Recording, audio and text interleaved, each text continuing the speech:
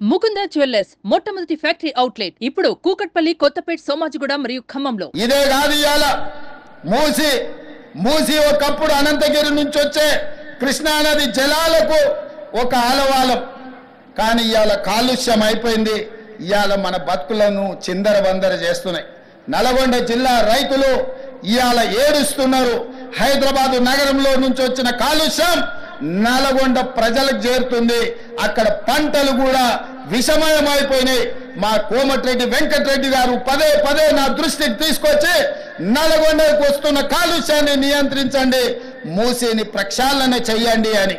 అందుకే కేంద్ర ప్రభుత్వ సహకారంతో మూసి ఆక్రమణలు తొలగించి మూసిని ప్రక్షాళన చేసి ఒక అద్భుతమైన మూసి రివర్ డెవలప్మెంట్ ఫ్రంట్ ను అభివృద్ధి చేసి పేదవాళ్ళకు అక్కడ వ్యాపారాలు చేసుకోవడానికి అవసరమైన అవకాశాలు కల్పిస్తాం.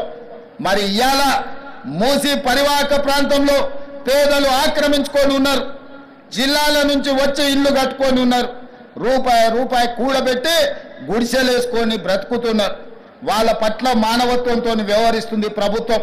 మూసి నాలలో ఉన్న శాశ్వత నివాసదారులు ఎవరైతే ఉన్నారో వాళ్ళందరికీ డబుల్ బెడ్రూమ్ ఇల్లు ఇచ్చే బాధ్యత ఈ రాష్ట్ర ప్రభుత్వం తీసుకుంటుంది.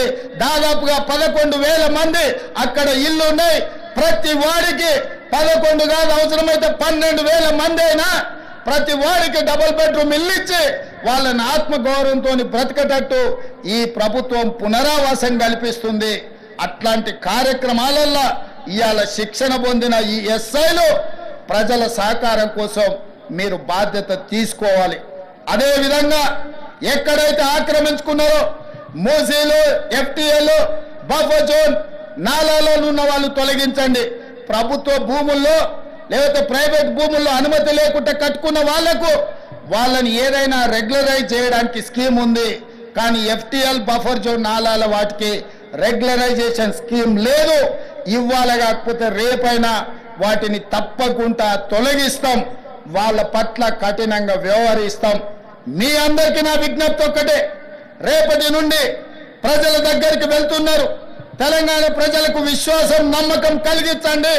మన రాష్ట్రంలో గంజాయి మాట ఎత్తాలన్నా, డ్రగ్స్ గురించి ఆలోచన చేయాలన్నా, సైబర్ నేరాలను నియంత్రించాలన్నా, చెరువులు, నాలాలు చెరబట్టిన వాళ్లను మోకాళ్ళలో వణుకు పుట్టాలి, వెన్నులో చలిజరము రావాలి. ఆ విధంగా మీరు ఈ తెలంగాణ సమాజానికి సేవలు చేయవలసిన అవసరం ఉన్నది. నేను మిమ్మల్ని అడుగుతున్న ఒకే ఒక్క మాట, మీరు ఈ బాధ్యత తీసుకోండి. ఇది మన తెలంగాణ. మన తెలంగాణను రక్షించుకునే బాధ్యత మన మీద ఉన్నది. నేను వేరు, మీరు వేరు కాదు. వాళ్ళు నేరగాళ్ళు. ఆ నేరగాళ్లను పట్టుకొని అడ్డు తొలగించే బాధ్యత మీది, నాది. ఈ వేదిక మీద ఉన్న పెద్ద అధికారులది. పెద్ద అధికారులు మేము ఆదేశాలు ఇస్తాం, కింద అమలు చేయాల్సిన బాధ్యత మాత్రం మీదే. అందుకే ఈనాడు ట్రైనింగ్ నుంచి శిక్షణ పొంది 9-10 నెలలు శిక్షణ పొందిన మీరందరూ తెలంగాణ సమాజానికి సేవలు అందించబోతున్నారు. తెలంగాణ ప్రజలకు విశ్వాసం కల్పించండి. ఇది ఉద్యోగం కాదు, ఇది భావోద్వేగం. ఈ తెలంగాణను కాపాడుకుంటాం. ఈ తెలంగాణను కాపాడడానికే మేము ఈ కాకి డ్రెస్సును ధరించినమని వాళ్ళకు విశ్వాసం కల్పించండి. సుమన్ టీవీలో మీ పర్సనల్ అండ్ బిజినెస్ ప్రమోషన్స్ కోసం కింది నెంబర్కి కాంటాక్ట్ చేయండి.